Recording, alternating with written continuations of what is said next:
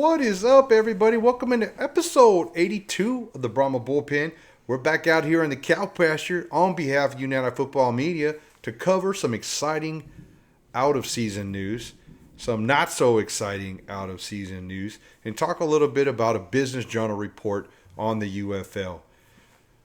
Producer, you got anything you want to say to everybody out there in TV land or YouTube land before I go any farther? Great to be back in the bullpen, and it's the UFL season is over, but that doesn't mean that we don't have exciting news and events that have happened. So look forward to covering that. Yeah, we got tons of stuff we're going to try to do in the off season. Obviously, we're still writing articles, UFL-based San Antonio football sports-based articles. So keep an eye out on that. There'll definitely be at least one coming out every couple of weeks with different football coverage here locally. Anything happens for the Brahmas, we're going to jump on here, do an episode, and do a written article on that, just like what we're doing today. And we got some exciting potential website stuff that we're working on. I don't want to give out all the secrets right now, but let's just say the Bullpen has hired some freelancers to build some type of software that we can use to stay entertained with UFL topics throughout the offseason and into next season. It's going to be great. So if you're following us on social media, we got exciting things happen. My freelancer told me it would take him 20 days to build this program for us, and that was probably 5 days ago. So stay tuned. We'll put out an episode once it's up and running and tell everybody about it. And before we go any further, as everybody knows, we are in the San Antonio area. There's been tons of rain, tons of tragic flooding events down here. We're not going to speak about that too much, but please, if you have the opportunity to or in a position to help in some way, you definitely should do it. I know the Brahmas have put out a statement, and here's how we're tying this to sports. The Brahmas have put out a statement. The Dallas Cowboys have put out a statement. Texas A&M has put out a statement. UTSA has put out a statement. Even the Longhorns have put out a statement. The Spurs have put out a statement. All the big sports-related organizations in Texas, Houston Texans, have put out a statement. The NFL's pony up some money along with the Cowboys, $1.5 million. So all of that's going on, and it's just nice to see. There's no way you can undo the tragedy of what's happened, and I don't even want to get into it because this is just not the place for it. But all I'm saying is we're just hoping for the best for everybody involved and hope that the people whose lives are changed forever can someday get to the point where they enjoy sports again, right? Yeah, that's important to at least reflect on, but best wishes to them. Our hearts go out to them. Yeah. And, sports has always been something that has brought groups of people together after tragedy. I mean, even you look back at 9/11, what happened in New York and all that, sports was one of the things that the city eventually used as a healing tool and mechanism. Yeah. This tragedy is a natural disaster down here with flash flooding, and it's way too soon to start talking about reconciling and stuff like that. A lot of stuff still going on, still search and rescue going on at the time of recording this.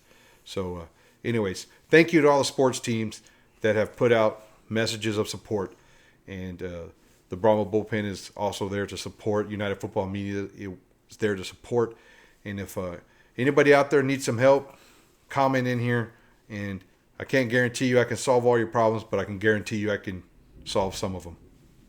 Right? All right. Absolutely. Let's get on to it. So first thing we're going to do, we're going to talk about the news involving the league. We have an article by Jacob Kamenecker out of USA Today, and it's talking about expansion and attendance for the league in 2026. So this is one of those it's a factual article, but it's somewhat written in a negative tone maybe, where it's really wondering what the league's going to do. Points out that the attendance is down, viewership was down, and what changes need to happen to make the league more exciting. The league and all of us feel that the product on the field, the football, is adequate, right? Our football is as competitive.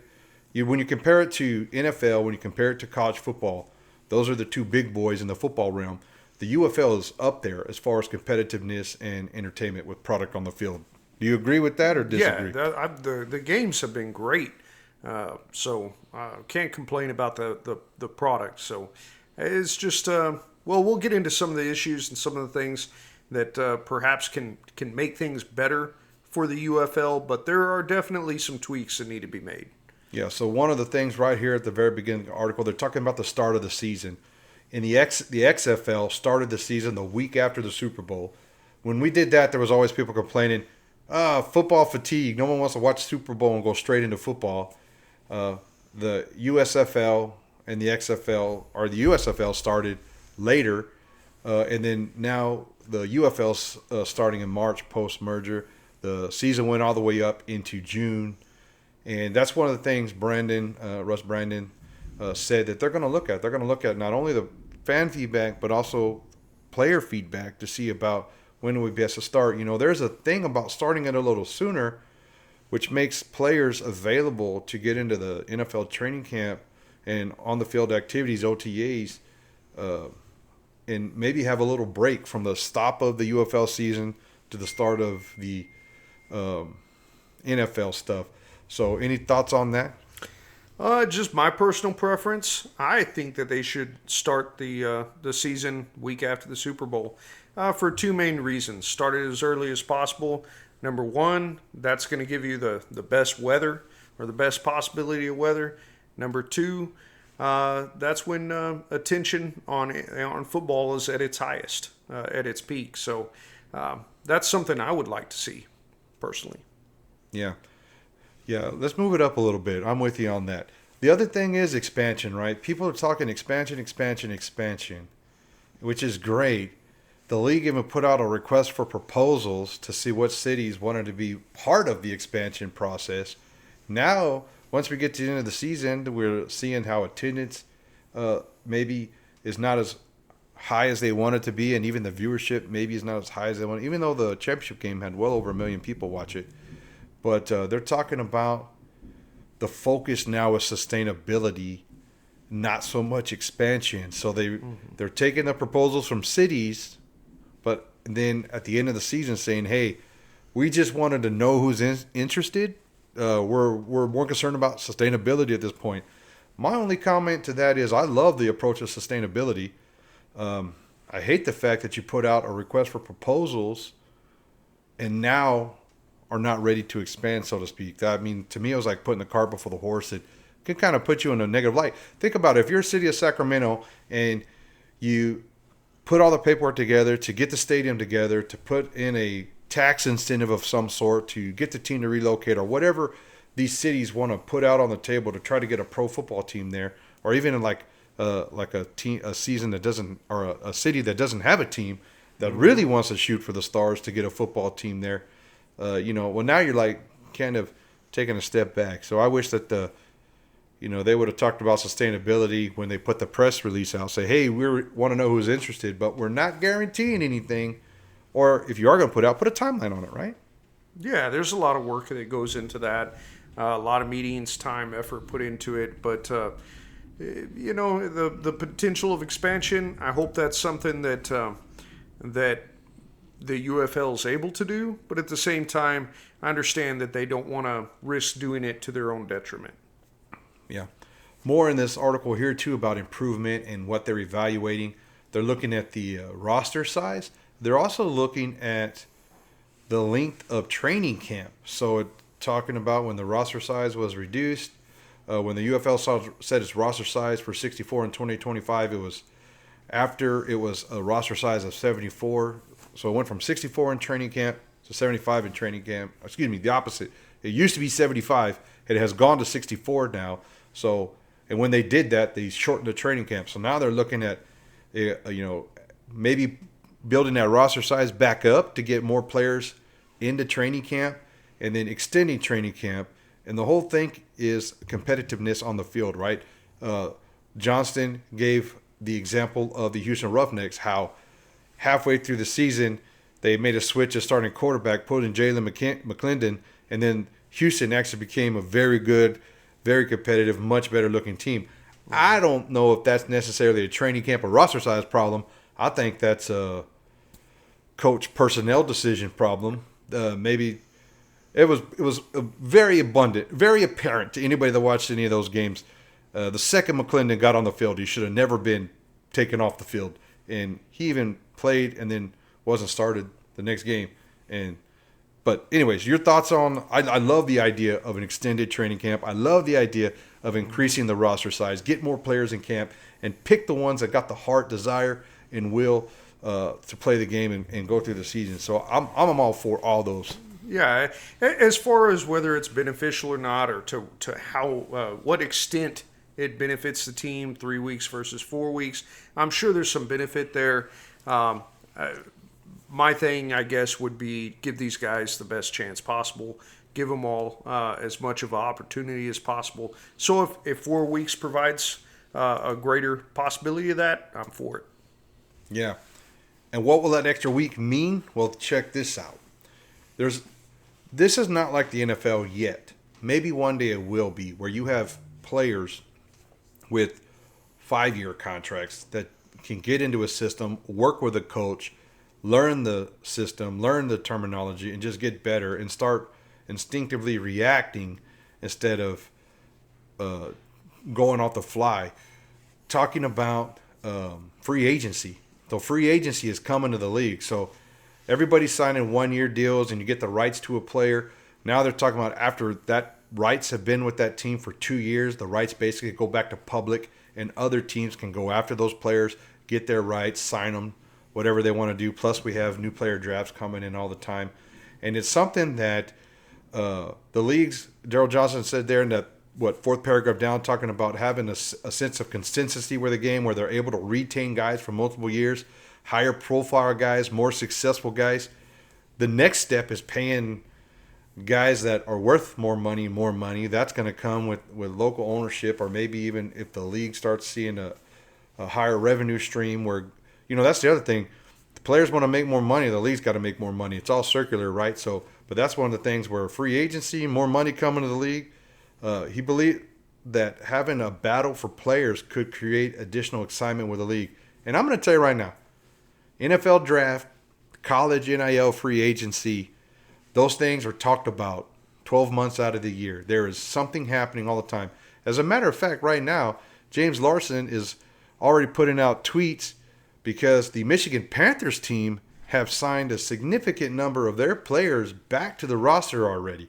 So that's pretty cool. So there's already like out of season action happening as far as who's on what roster. I did reach out to a member of the San Antonio Brahmas organization to see if the Brahmas had anything going on right now. I have not received a response back as of yet, but it's not due to the lack of trying. But the Brahmas are in a unique situation. We'll talk about that a little bit later in this episode when we cover the youth camp stuff, because we're not 100% sure who our head coach is going to be, and the head coach is going to make those personnel decisions, and the general manager, Mark Lillenbridge, here. And so we're going to see who that is. But what do you think about free agency? Yeah, like you mentioned, it's exciting. When your favorite NFL team or college team, you hear they have a player signed or somebody's joining that organization. That's always exciting. With the Spurs in the NBA, when you hear about the Spurs signing a free agent like they did recently, it's exciting to hear that news. I would like to see that in the UFL. I'm glad we get that opportunity, and it'll be neat to see how that works out. And hopefully we get some exciting players that sign with the Brahmas. So who did the Spurs sign in free agency? I don't have the names with me right now. It was so exciting. It was so exciting. Yeah, you don't know his name? Put me on the spot. I didn't bring it up. You did. I saw it the other day. I don't remember who it was. Player from Boston. Okay, credit. I'll give you credit. Okay, at least you All knew right. what team it came from. Okay, very good. Yeah, I don't remember his name, That's though. pretty good. All of this is a drive for improvement, continuous improvement. That's a model that everyone should live with in their life, especially a professional football league. Continuous improvement. You should do it personally. Dustin, you should strive for continuous improvement. I know I sure the heck do. But that leads us into this next story. League sources put out by James Larson. Obviously, he breaks a lot of news for the UFL. But a lot of local team business operations players were let go at the end of June. For those of you that don't know, the UFL's fiscal year ends in June and starts in July. So the old budgets are done, the new budgets are coming. You're getting into the new year. So a lot of executives were released. A lot of, I don't say executives, excuse me, local teams. So ticket sales, marketing, things like that. It's all in a strive to get better by making organizational changes. The Brahmas, I did reach out to James Larson. He confirmed to me that he had not heard of any Brahmas ticket or reps or marketing folks getting caught up in this reorganization. I also reached out to a source with the team and said, "Hey man, you still work with the team?" And he's like, "I'm still here, bro." So I also got some confirmation from the San Antonio Brahmas folks that are still employed by the UFL. So very good. I think we kind of skirted it here in San Antonio.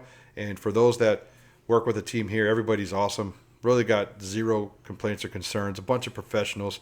We would like to see more stands in this, more people in the stands, more butts in the seats. But we were right there, third in attendance, I believe.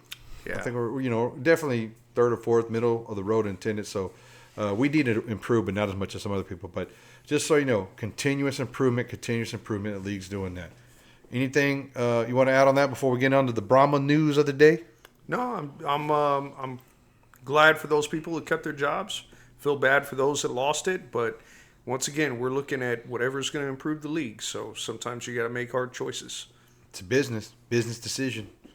If players have to get cut, you can damn well know that marketing folks and social media folks or ticket folks or whoever folks, Yeah. You got to put the best person in the position to make the league the best. So it's an unfortunate truth out here in the real world. Not everybody gets a trophy, Timmy. Not everybody gets a trophy. Trust me. No trophies in this room. Anyways.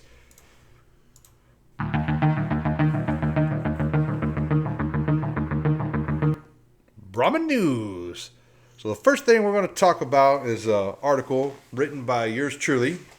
If you want to check out all of my articles, go to unitedfootballmedia.com, click on the blogs, bunch of stuff in there. We also have an app you can download. It's customizable and personalizable and all that good stuff, and all these are also put there. And it's also going to be where we're going to be posting the new product that we're going to roll out that I teased at the beginning. But 7 camps in 16 days. Local marketing at its best. So, like I said, a lot of people want to focus on the negative. Even people that cover the league almost full time. For instance, here's a story that James Larson wrote. A quote from this article that he wrote back before the season started. So this was before kickoff this year in 2025. He basically wrote, "The lack of marketing at local grassroots level in cities has been a major oversight, and we haven't seen many pushes to connect with those communities, at least to the extent that we thought we would." Who's we and who thought and where that level of marketing commitment want to come from? I know that a lot of people have been critical of local events. Another website, UFL Rumors, the column was wrote by Coomer. He said that the UFL entered into 2025 with minimum buzz, that only outside the hardcore fans, like what we would maybe consider us, football junkies, but outside the hardcore fans, casual viewers didn't even know kickoff had arrived, and there was no major media push, a limited presence on mainstream sports shows, and almost no viral campaigns. Did you know that you could just schedule a campaign to be viral? I didn't know that. I should schedule this YouTube video to be viral. Anyways, I digress. But to capture the attention of the crowded sports calendar.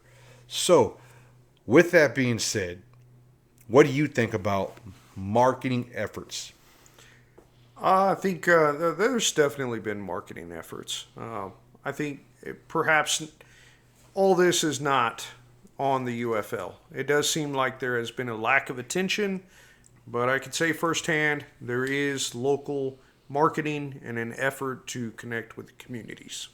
One thing that brought this criticism on, I'll go back to my point about the league and how they put out the proposals without a true timeline or intent to expand. According to CEO Russ Brandon, after the 2024 season, he said that clearly the point we're investing in is more boots on the ground selling tickets. We have a full season of some really successful markets and markets that we clearly need to invest more in. And that's what this partnership is going to do. So once again, you have the CEO of the UFL saying we're going to invest a whole bunch of resources into this. This was the offseason between 24 and 25. And that's where James Larson's comments are coming from. Didn't see it. I know here in San Antonio, leading up to the season, they did have some events down here. They did have a couple of quote-unquote prep rallies. But it was also after training camp started. So there wasn't much going on pre-training camp. And maybe that's where the criticism is being drawn for. And if you think it was just those two people, I just randomly searched UFL marketing on Twitter and just went through and grabbed some tweets just to kind of show that there is definitely a very large percentage of the fans out there that want to see something different. Ace, the VP of content here at United Football Media, I had to put him up in here to call him out, but he said the season, the product on the field proved that the attendance has nothing to do with the product on the field. We had exciting games, and the players are extremely talented. It's definitely the fault of the league for not putting forth effort and creativity in marketing. So he's blaming the league, whoever that league person is. You got a wish list from another fan here. Hire effective marketing departments. Bring back For the Love of Football slogan. For the Love of Football slogan, it's a good slogan, for the love of football, right? Another fan down here saying, hey, engage fan creativity and try to do what like marketing for minor league baseball teams are doing, where they have all these crazy unique uniforms and things like that. But just doing anything, Fox needs to do marketing. No, this league is owned by Fox, and ESPN has a huge stake in it as well. You would think that would be a huge push for them. And I know for a fact that on other Fox Sports broadcasts, such as the NFL football last year and also on NASCAR, I personally saw ads on Fox. So all that's being done. So it's not just Larson or UFL Rumors or me or producer here complaining about marketing. It's a league-wide issue. And a lot of people have comments on it. You got anything? Yeah, well, I've expressed my opinion on it. I think in some areas the UFL does a very good job, and not everything is just their fault. I think that one of the things, and I can't speak for other markets, but at least here in the San Antonio market, that I would like to see develop to a greater degree is the UFL's relationship, or the Brahmas relationship, with local media markets. Get them more on the sports page, get them more on the... We're local media markets. Well, I'm talking about, I'm not going to mention any of them by name, but, the news channels and their shows, their sports sections, and to be more involved. I think that would do a lot to bring more of the casual fan base aware of the Brahmas and news about the Brahmas, and I think that's kind of lacking. Yeah, and we'll kind of tie that into this next piece of the article. So they had a youth camp here in San Antonio, the Brahmas did. And as we mentioned, they had 7 youth camps in 16 days. VP of Operations David Dykeman was the man in charge of these camps. You can think about the camp in San Antonio had over 400 kids in it. Mm-hmm. And boys and girls all the way from 5th grade to 12th grade. We're going to bring you some video from the camp. We're going to have some highlights from the camp, and we're going to have interviews from the camp. We actually requested permission from the league to cover the youth camp as United Football Media, reporters, news, content creators, obviously written articles that we're producing for the league. And so we got to be out there. And I also had the wonderful opportunity to interview David Dykeman. I got to talk to Coach Will Reed. I got to talk to Savion Patton. I got to talk to interim head coach Peyton Pardee. And we're going to share those interviews with you. So if you're still here watching this episode, stick around. We're going to share those interviews and some highlights from that with you.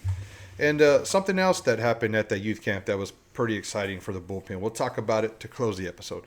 But first things first, David Dykeman, I asked him about the importance of having these events. He says he feels like giving back to the community that supports the team is not negotiable. It's one of the most important things on his list of priorities as a VP of operations for the league. He also talked about how cool it was for the kids to be able to work out with professional athletes. And I was not surprised to see the Bullpen's very own Savion Patton at this youth camp. And in case you guys are also wondering, little tidbit, we know that he was released by the team there towards the end of the season. He had an injury. I talked to him at the youth camp. He's 100% good to go. He's over the injury, ready to rock and roll, and even has had a little bit of contact and some feelers with some NFL teams. So we'll keep an eye on that, and hopefully he gets an opportunity to go to jump in on an NFL camp and continue to do what he loves. He's just the type of guy that we want to support. I asked him about the opportunity to be there. He says he loved the opportunity to coach up the young athletes and the opportunity to connect with the fans in San Antonio. That's just typical Savion. And then we talked to Coach Pardee as well. I was able to ask him about his potential return to the Brahmas, and Coach Pardee did what Coach Pardee always does. He's a young man, but he's polished. He's a polished young man, and he's very professional, and he's not going to do anything to get himself in an awkward position. Me, on the other hand, I am not very polished. I'm not very young, and I put myself in awkward situations all the time, as you'll be able to see in the video of our interviews, because I probably make some jokes I shouldn't have made. But I'm just a lighthearted kind of guy sometimes. But hey, Pardee said he wants to come back. If Phillips comes back, Pardee still wants to come back. If Phillips doesn't come back, Pardee wants to be the head coach. Either way, Pardee wants to be in San Antonio because he loves the Brahmas and he loves the city. And I'm going to let you just hear it, the words out of his own mouth. Producer, you got anything before I play the videos? No, it was a great experience at the camp, but let's let the videos do the talking. Producer is just alluding to the news we're going to share at the end because he was at the camp and we're going to show you. But first, let's go ahead and watch the videos. What the city means to me, as well as our entire football organization, is absolutely everything. From a support standpoint, what they gave us throughout the entirety of last season is really gave back. I can't wait to see how this game goes over the next few. Heck yeah. Well, I think I can speak as a representative of the Bullpen and all the fans of San Antonio. What you've done for us is very much appreciated. We truly appreciate your professionalism and the way you deal with the fans and players. We got some players out here today. So, and some other coaches. We got Coach Reed. Savion Pat, man, he's kind of like a fan favorite. So I can't get out. Because I know you're on the special teams. Offensive, so now you go right down here in this line. Head coach. What was it like having a guy like Savion Pat? I tell you what, Savion is a dream as a coach. His leadership ability and characteristics are unbelievable. And obviously, he's a super, super talented football player. But really, the person that he is, his personality is infectious. And he meant a lot to not only myself, our coaching staff, but our football team last year. And really, for the 2 years that he's been with us, he's been a blessing in my life. Appreciate that. So what I'm going to do right now, I'm going to go tackle Daryl Johnson and say, bring Coach Pardee back. And then Coach Pardee is going to do us own favor, and he's going to save him back next year. We're going to have a great 2026, right? Absolutely. Horns forward. Let's go, baby. Horns forward. On behalf of United Football Media, we got David Dykeman here, and I just want to ask you a question. What is the importance of having events like this in home markets to the league? It's incredibly important. You know, our fan base are the heartbeat of our league, and San Antonio certainly has been an incredible fan base for us over the past few years. And really, it's important for us to come back and give back to these communities that support our team, our players, and our coaches.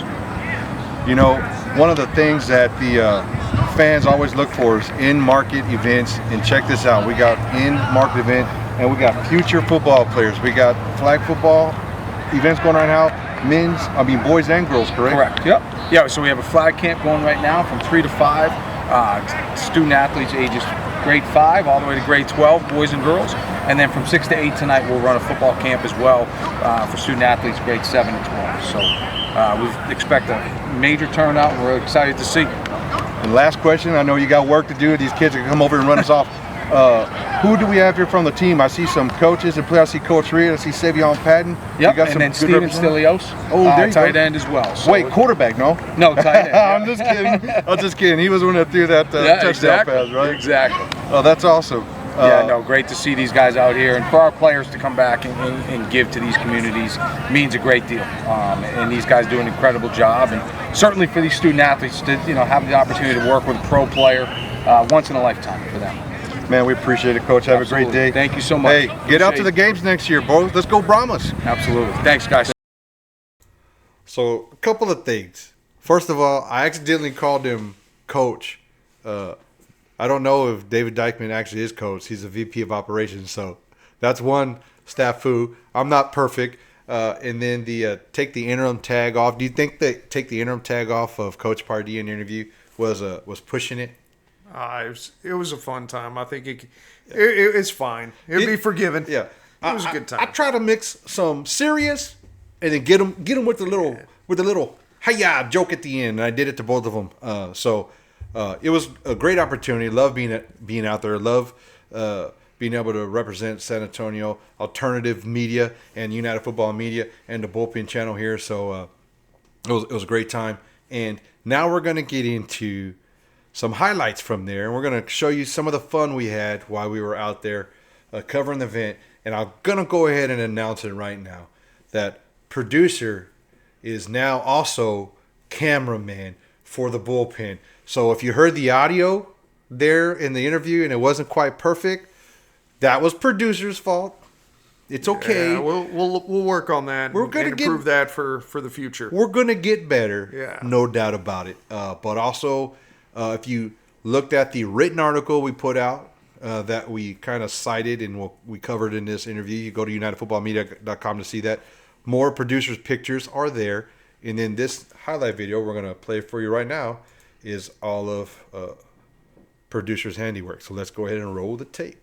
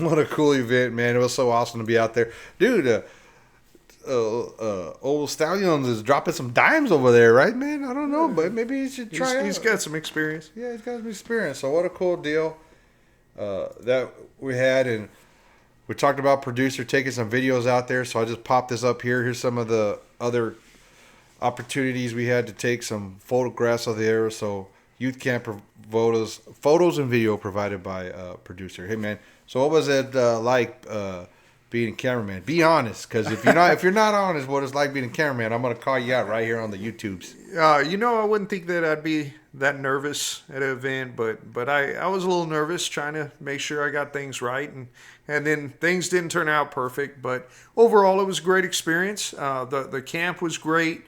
It was fun. It was a lot of fun, and I enjoyed being there. Getting to touch base with many of the coaches there, individuals there, and see them working with kids. It was fun, and it was fun to have that opportunity to cover it too. Yeah, don't worry, man. We all get nervous, and I'll let you guys in a little bit behind the scenes. We're getting to the end of our episode here, and if you're still here, you deserve some behind the scenes stuff. So, I was fortunate enough to get credentials to the game 10 of the season for the Brahmas, and it was the first time I was being part. I don't know if the people that approved my credentials know that this was the first time I got to be part of a post-game press conference. But if they're happen to watch this, I just broke some news to you. Appreciate the opportunity. But I, too, was very nervous. And for a few days, I went back and forth on what questions I wanted to ask. And so I asked a specific question. It's pinned on my X account. So the interview I was able to ask Coach Pardee after that game is pinned on my X account. Go back and watch it. But I will tell you that when I got to talk to Coach Pardee at this youth camp, he remembered the question and thanked me for asking it because it was something that meant something significant to him during this football season. So he was appreciative. So even though I was nervous and felt like I asked a stupid question, Coach Pardee is so professional. He took the time to answer it with an in-depth answer, and he remembered that I asked and told me he appreciated me asking. So pretty cool deal. I was nervous. Producer was nervous.